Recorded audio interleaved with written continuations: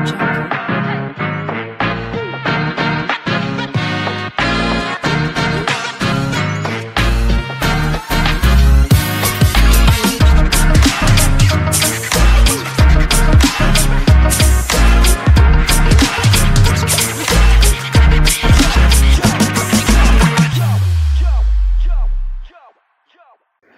Kamers, jadi kita lagi ada di Pakis nih, yaitu talk show anti bokis. Oke. Dan mungkin agak asing kali ya sama kita. Betul. Karena kita baru muncul nih di Pakis di spesial episode 4 ya. Yap. Dan barengan sama gue Ogi dan juga gue Nosa. Oke. Oke. Ogi, ini kan sebentar lagi malam minggu ya. Lo ada kegiatan gak sih, mau kemana? Aduh, gue belum ada kegiatan sih, mau kemananya. Lagi bingung juga sih mau kemana. Daripada gabut, kalau misalkan di rumah, better ngeliatin kita aja gak sih? Iya dong, nontonin kita di HMJ Ilmu Komunikasi. Betul banget. Dan juga ya, kita pasti bakalan nyuguhin konten-konten yang menarik dan edukasi. Iya, apalagi hari ini agak spesial banget nih ya. Bener banget sih. Pasti kalian kayak bakalan interest sama topik pembicaraan kita kali ini. Dan kita tuh nanti nih ya, kita bakal spill narasumber kita yang keren banget. Dan juga, apa tuh, lagi ada sesuatu ya. Bener, jadi pokoknya kayak bakalan nyampein materi, nggak materi sih, kita ngobrol biasa aja, tapi bener-bener yang kayak daging gitu lah. Yang bener-bener yang kayak berisi. Pasti teman-teman juga yang penontonnya bakal dapet insight begitu. Dan pasti ini tuh nggak asing banget gak sih sama anak-anak kuliahan, karena kita bakal kasih bukan anak kuliah lah, gimana gitu. Nanti kali ya kita spill sebentar lagi. Bener. Gitu. Nah, ngobrol-ngobrol, ngomong-ngomong ya. Ngomong-ngomong soal malam minggu tadi ya. Kalau gue sih karena gue bingung mau kemana, jadi gue tuh sebenarnya manfaatin hari libur itu untuk istirahat sih. Jadi tapi kalau di rumah aja gitu, gue tetap kerjain kayak tugas atau segala macem atau kegiatan organisasi gitu. Oh gitu. Jadi lo gimana tuh? Kalau gue hari libur tuh ya mirip-mirip kali ya kayak lo. Gue mungkin istirahat, gue mungkin ya sibuk nonton film, ada watchlist gue yang banyak banget benar. Terus ya mungkin sesekali sih nongki sama temen, karena mungkin udah atur jadwal tuh dari jauh-jauh hari gitu. Ya, jadi kayak lo tuh atur jadwal, jadi lo bukan tipe yang bisa dadakan gitu kali ya? Sebenarnya nggak bisa banget gue dadakan. Nah, jadi lo harus prepare gitu? Iya, better kayak beberapa jam gitu. Gue tuh nggak bisa yang kayak, yuk hari ini langsung gue jemput. Itu kayak gue nggak bisa banget. Oh gitu? Bahkan kayak sehari sebelum itu kayak gue mikir-mikir, duh jangan dong. Makanya kayak kalau misalkan teman-teman gue mau nongki itu kayak, oke, kabar dari jauh-jauh hari ya gitu. Kayak ya walaupun gue juga sebenarnya kayak nggak yang bisa juga ngajakin orang dadakan gitu. Tapi kalau hari libur nih, kalau gue kan tadi ngerjain tugas sama ada kegiatan organisasi nih. Kalau lo tuh ada nggak sih kayak, atau lo tipe orang yang ngerjain tugas hamin jam deadline gitu? Nah, gue tuh sebenarnya kemudian untuk tugas tapi ya, untuk beberapa hal juga lah mungkin. Kalau untuk ngerjain tugas itu ya mungkin gue kayak ya ada hal beberapa jam gitu sebelum, atau mungkin ya kalau misalkan organisasi ya mungkin ada juga, tapi kan nggak yang setiap saat hari libur tuh ada organisasi gitu kan kegiatannya gitu. Tapi kali ini kita ada kedatangan dua narasumber ya. Siapa tuh? Lagi organisasinya tuh bener-bener padat banget. Oh iya? Iya, jadi nggak tahu ya, cuman kayak sepenglihatan kita yang orang luar gitu kayak ngelihat organisasi tuh ribet banget gitu. Kayaknya gue tahu deh organisasinya apa. Langsung aja kali ya. Boleh. Kita panggilin narasumber kita yang keren-keren banget nih. Oke, halo Kak. Hai.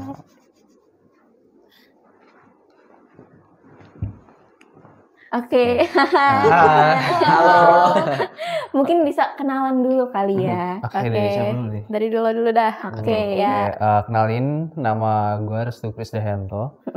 Gue dari ISEC Unila, ya kan. Tadi mungkin udah sempet ngobrol-ngobrol juga. Terus role gue di ISEC Unila itu Network Management Team Leader, gitu, di bagian External Relations. Oke, halo semuanya ya, kenalin. Halo, nama aku Fadia Ramadhania, aku biasa dipanggil Fadia. Sama, aku mahasiswa ilmu komunikasi gitu ya, angkatan 2021. Dan aku dari ISEC Unila sebagai Vice President of Marketing 24, 25 gitu. Dan aku memang dari functional marketing. Keren. Oh ya, marketingnya pasti jago ya. Iya, insyaallah. Semoga ya. Tapi kegiatannya nih Kak, kan Kakak semuanya tuh anak ilmu komunikasi juga ya sama kayak kita, dan aktif organisasi gitu. Untuk kesibukan selain itu ada lagi nggak sih? Boleh deh kalau dari aku ya. Kalau dari aku sendiri untuk akhir-akhir ini kesibukan aku alhamdulillah sudah agak surut ya teman-teman. Mungkin aku tuh saat ini tuh fokusnya di skripsi aja.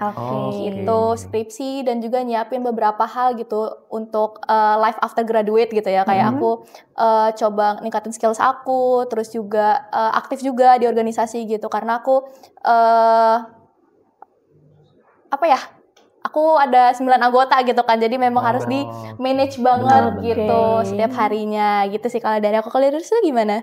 Kalau aku sih sebenarnya akhir-akhir ini emang lagi sibuk di ISEC ya, cuma kalau untuk sibukan lain mungkin kuliah, tapi kuliah juga karena kan aku nggak kuliah kayak kalian ya, maksudnya kayak ke kelas gitu. Tapi aku ikut MBKM Unila itu penelitian riset, jadi paling kayak seminggu sekali sih ke kampus doang gitu.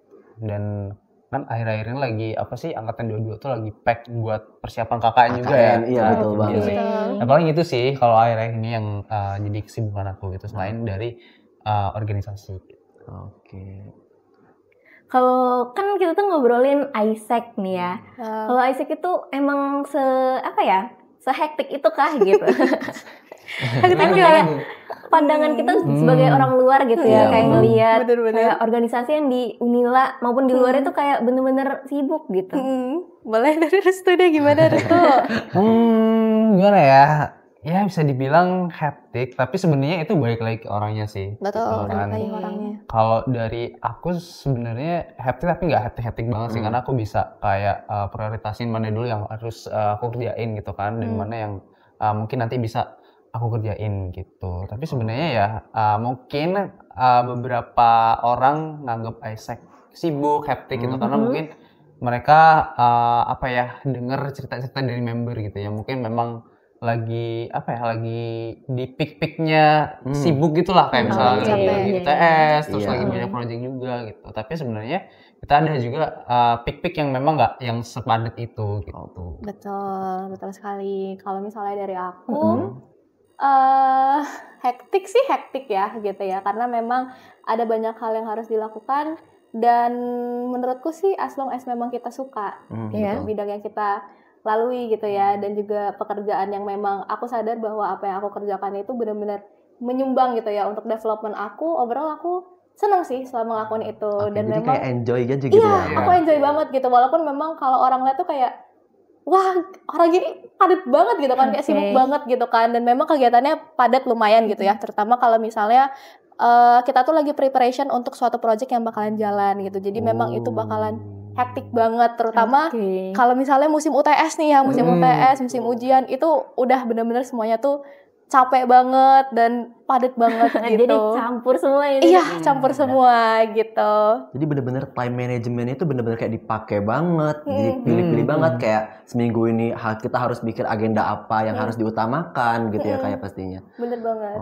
Oke sih. Tapi berarti kita tuh kayak kalau ngejalanin sesuatu tuh harus yang bener-bener kita suka dong gitu ya. Iya, bener banget, harus yang disuka. Karena kalau misalnya udah tahu nih kayak kegiatannya padat gitu kan, tetap yang prioritas adalah kuliah gitu kan ya, perkuliahan. Nah, dengan kayak gitu kita juga harus nentuin tuh skala prioritinya, mana yang harus dikerjain duluan, terus mana yang bisa ditunda dulu gitu, supaya kedua pihak ini kayak dari organisasi dan dari kuliah itu bisa berjalan dengan lancar. Oke, take notes ya teman-teman ya. Ini bener-bener kayak suatu mungkin tips ya kalau misalnya mau lagi padat banget jadwal gitu kan, bisa pakai Google Calendar. Iya, pakai Google Calendar. Itu membantu banget sih. Betul. Itu nggak semua orang tahu. Nah, mungkin teman-teman yang baru tahu mungkin bisa dicontoh nih dari kakak-kakak yang keren ini nih.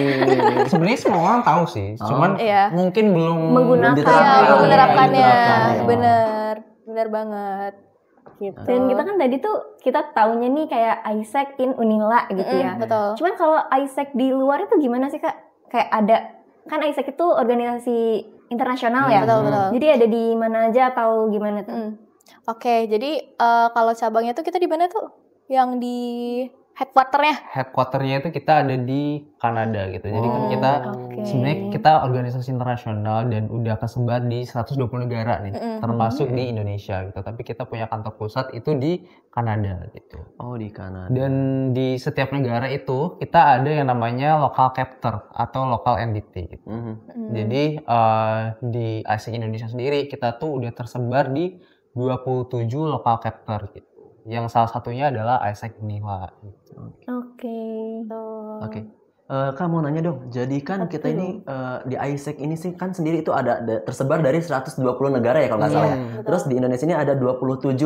Nah itu dari 27 itu kayak sistemnya sama nggak sih? Kayak yang di Unila ini atau kayak setiap AIESEC di beberapa wilayah itu beda-beda sistemnya atau kayak program kerjanya atau gimana gitu? Nah ini sih yang paling unik banget ya. Jadi tuh yang terjadi di Unila kayak dari strukturnya, strateginya itu nggak bisa disamain dengan lokal entity lain. Yang pertama karena orang-orangnya beda, marketnya beda gitu kan. Masyarakat Lampung kalau dibandingin sama orang-orang masyarakat Medan, masyarakat Bandung itu pasti beda banget gitu. Jadi kita tuh bakalan selalu ada arahan gitu dari nasional, dari AIESEC Indonesia dan itu mereka lokalisasikan ke market yang tepat gitu. Kayak misal di Lampung, kayak gini ya marketnya gitu. Jadi kita menyesuaikan dari strukturnya, terus juga dari projectnya, dan kita juga menyesuaikan dari setiap daerah itu anak muda ini butuh apa gitu. Jadi lebih dipersonalisasi nih di tiap daerahnya. Jadi kayak kita malah lebih melihat minat ya. Jadi kayak misalkan di Lampung ini minatnya anak-anak muda ini fokusnya ke apa sih? Entah ke lingkungan atau mungkin ke kayak kehidupannya, lifestyle mungkin gitu kan. Karena kan mesti kan kayak ini kan Gen Z ya, era globalisasi, pasti mereka nggak menutup kemungkinan mereka kayak lebih berkaca ke budaya barat. Nah mungkin ini jadi pertanyaan aku dan teman-teman juga mungkin ya. Jadi kayak AIESEC ini fokusnya kemana dan ternyata udah kejawab gitu. Betul. Oke. Kita kan udah ngobrol banyak nih ya soal AIESEC. Tapi mungkin kayak program-program kerja itu emang apa ya, menyesuaikan dengan anak muda aja kah atau ada ke orang tua atau ke anak lebih usia lebih dini mungkin gitu ya. Gimana tuh? Boleh gitu. Sebenarnya kalau untuk program kita sendiri itu tuh yang bisa join itu dari umur 16 sampai 25 tahun ya. Berarti sebenarnya anak sekolahan pun sebenarnya bisa gitu ikut program kita gitu kan. Tapi yang mungkin gitu ya, yang mungkin udah bisa banget itu yang kelas 12 lah gitu kalau misalnya SMA gitu kan. Ya, itu bisa banget tuh untuk join program kita kayak AFL dan juga local project gitu. Karena aku kira itu kayak AIESEC ini difokuskan kayak pada mahasiswa aja gitu. Ternyata enggak, untuk ke masyarakat umum juga, terkhusus teman-teman SMA dikhususkan kelas 12 gitu ya. Itu mereka bisa ikut. Berarti itu kayak bukan dari Unila aja gitu ya Kak, bisa keluar. Berarti misal kayak dari univ lain, kayak mungkin aku sebut kayak ITERA, Darmaja, itu mereka kalau mau join bisa banget ya? Iya, bisa banget gitu. Jadi salah satunya itu kemarin di salah satu kegiatan volunteer kita di local project itu beragam banget mahasiswanya dari ITERA, dari UIN, dari UBL, terus ada juga yang dari univ luar negeri yang lagi stay gitu di sini ya. Karena dia orang Bandar Lampung gitu, dia tetap daftar gitu. Jadi memang beragam banget gitu, bakalan ketemu banyak banget orang dari universitas yang beda-beda gitu. Kayak dapat pengalaman juga pasti ya, cerita kayak mungkin yang nggak semuanya kita dapetin di Unila, kita dapat juga dari mereka begitu. Wah bener-bener yang kayak patut dicoba sih sebenarnya gitu. Networkingnya sih yang kerasa banget, kayak bener-bener ketemu orang baru gitu kan. Bahkan abis project pun kalian masih communicate sama teman-teman waktu projectan gitu. Dan dulu kan aku sebelum masuk AIESEC sebenarnya masuk join programnya juga gitu ya. Dan itu masih kontekan sampai sekarang gitu orang-orang di projectnya.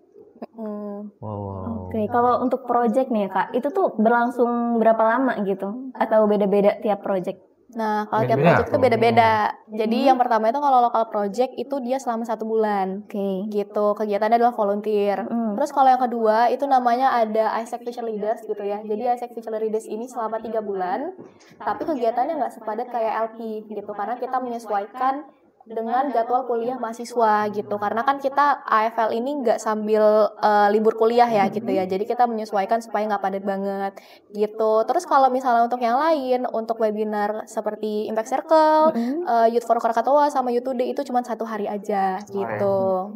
gitu. Jadi cuma project aja yang agak panjang gitu. Kak, mungkin kita ini mungkin simple kali ya, tapi kayak kita nih anak-anak muda ini pasti butuh sertifikat. Nah, setiap project ada sertifikatnya nggak sih? Nah, ada dong. Masih ada. Bener, dan sertifikatnya itu internasional. Jadi bukan sebagai AIESEC Indonesia atau AIESEC Inunila, tapi sebagai AIESEC global gitu. Jadi sertifikatnya itu internasional gitu. Kalau kita mau tahu nih tentang apa ya, project-projectnya itu tuh tahunya dari mana sih? Atau di up di sosial media kah atau gimana?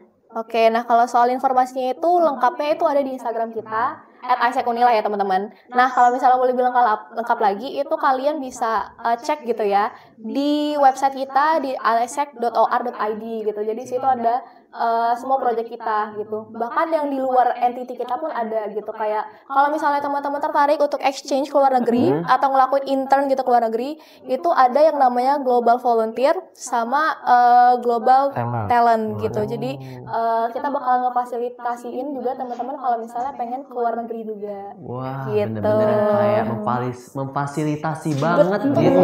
Wah, oke.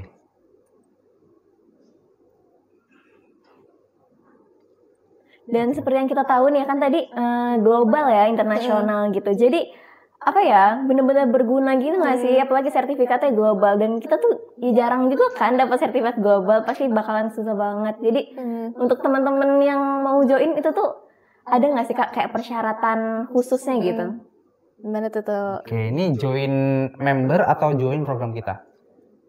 Mungkin bisa dijelasin dua-duanya kali ya. Kalau misalnya join sebagai member AIESEC itu tuh kita buka di ini apa namanya pertengahan tahun, which is waktu maba-maba tuh kan baru pada masuk. Nah kita tuh buka open registration untuk jadi member kita barengan sama UKM-UKM lain juga gitu. Jadi itu pas tahun ajaran baru kita buka untuk open registration member gitu. Cuman kalau untuk projectnya sendiri tadi kan ada banyak ya, ada AFL, terus ada LP. Nah itu tuh beda-beda gitu. Kalau misalnya AFL sendiri itu ada di awal tahun ya, di bulan Februari. Terus habis dari situ untuk jadi kan dalam 1 tahun AFL dan LP ini 2 kali ya gitu. Jadi AFL di awal tahun, terus yang kedua kalinya ini bakalan di bulan ini. Terus kalau local project itu kemarin di bulan 5, dan untuk local project itu bakalan di bulan Januari gitu realization-nya begitu. Dan persyaratannya itu udah banyak sih sebenarnya, kayak simple banget gitu. Yang pertama mahasiswa aktif gitu ya, bisa dari angkatan 2022 sampai 2024 gitu. Dan pelajar dari kelas 12 pun bisa ikutan. Begitu. Itu sih, jadi persyaratannya simple banget begitu. Mungkin nanti ini aja, kalau misalnya teman-teman mau daftar, itu biasanya kita ada yang namanya link registration gitu. Nah kalian bisa untuk ngisi link registrationnya. Nah habis ngisi link registration biasanya itu nanti bakalan diarahin gitu sama customer experience. Iya, gitu, begitu untuk interview gitu. Dan segala macam. Dan kalau misalnya kayak mau apa ya, pengen konsultasi gitu ya, bingung ya, itu bisa DM banget di Instagram kita gitu, karena kita ada yang namanya Minblue ya. Minblue tuh admin dari AIESEC Unila gitu. Jadi kalian bisa bebas gitu kalau misalnya konsultasi gitu ke kita gitu terkait kalau misalnya masih bingung atau ragu untuk ikut, itu nggak apa-apa, tanya-tanya aja. Gitu. Oke, tadi kan kita udah ngobrol sedikit gitu ya, sedikit kali ya itu tadi ya. Sedikit lah. Iya, dan kita tuh masih apa ya, masih banyak banget tanya nih. Sebenarnya AIESEC itu apa sih gitu? Organisasi tentang apa atau gimana gitu? Oke, boleh Restu. Mungkin masih banyak yang bingung ya, kayak taunya AIESEC organisasi internasional, tapi fokusnya itu kemana sih? Sebenarnya AIESEC itu adalah organisasi yang fokusnya ke skill kepemimpinan gitu. Jadi kita fokus untuk kembangin skill kepemimpinan pemuda-pemuda yang ada di seluruh dunia gitu.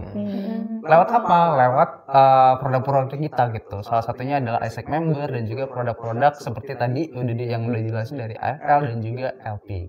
Dan juga nggak cuma itu, kita tuh sebenarnya kenapa sih kita mau ngembangin yang namanya skill kepemimpinan gitu. Jadi sebenarnya adalah kepemimpinan itu sendiri itu benar-benar hal yang fundamental gitu, karena ya namanya suatu leader gitu kan. Leader itu kan pasti yang ngebuat keputusan gitu kan. Nah kita tuh mau ngebuat yang namanya leaders di seluruh dunia itu punya yang namanya value driven leaders gitu. Nggak cuma jadi leaders aja, tapi emang yang berpegang teguh sama yang namanya value gitu. Baik dari value kemanusiaan, terus lingkungan dan lain-lain. Oke, jadi banyak banget lah ya ininya. Apa ya? Jadi bukan ngebahas tentang satu topik aja gitu, pelajari banyak hal gitu. Dan untuk di ISEC nih ya Kak, kan ISEC itu keseluruhan, cuman ada nggak sih kayak divisi-divisi per bidang dari ISEC sendiri gitu? Ada. Oke, kalau di ISEC Unila sendiri itu dia ada 7 bidang. Yang pertama itu termasuk ke manajemen tim ya. Ada member experience sebagai HR, terus juga ada finance, governance, and legality gitu. Itu di manajemen tim.